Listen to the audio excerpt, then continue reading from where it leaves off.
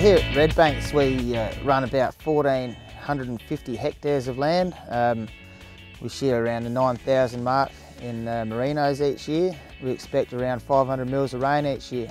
Making more from sheep events that I attended were fantastic really. They gave me some hard evidence to back up sort of your gut feeling on a lot of things, and also the tools to be able to assess things accurately and from that make reasonable management decisions.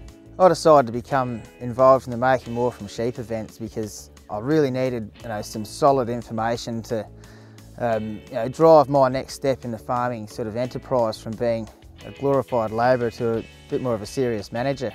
We've made a few management decisions around here and changed it because of my work with the Making More from Sheep events, mainly to change from a set stocking system to a more rotational style system so that the sheep can thrive more and the ground will produce more palatable grass for the sheep to eat. Through one of the events I attended, there was a fair bit of talk about spray grazing, and which sort of entails trying to reduce your less desirable species of grasses and encourage the ones that you are looking for more. And down here you can see that there's quite a bit of capeweed, and as that gets going it'll smother the other grasses out. And it's quite hard to see it here, but if you open the grass up, you can see here that there are quite a few clover plants, and that's sort of what we're trying to encourage more of. As you can see here, it's quite a thick, even distribution of mainly clover and some winter grasses as well. If you look closer, you might be able to find there's a little bit of capeweed there, but that is not going to have the impact that an overgrown bush will have through the crowding and shading of these other plants.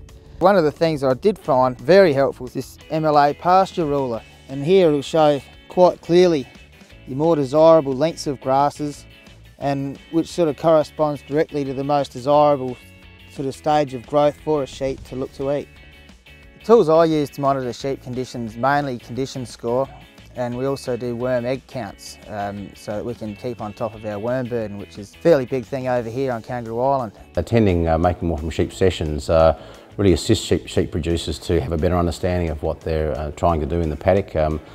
We concentrate very heavily on making sure that farmers are able to assess pastures, quality and amount, and have a good understanding of their sheep requirements so that they can understand what's required to supplement the feed that's available. Yeah, there are always benefits in getting farmers together into a group to discuss local issues. I think it's also important that those groups contain some outside expertise that can help to bring some other answers or solutions to the discussion. But there's no doubt that when farmers get together and talk, in the end the technology transfer that comes out of that is beneficial to everybody.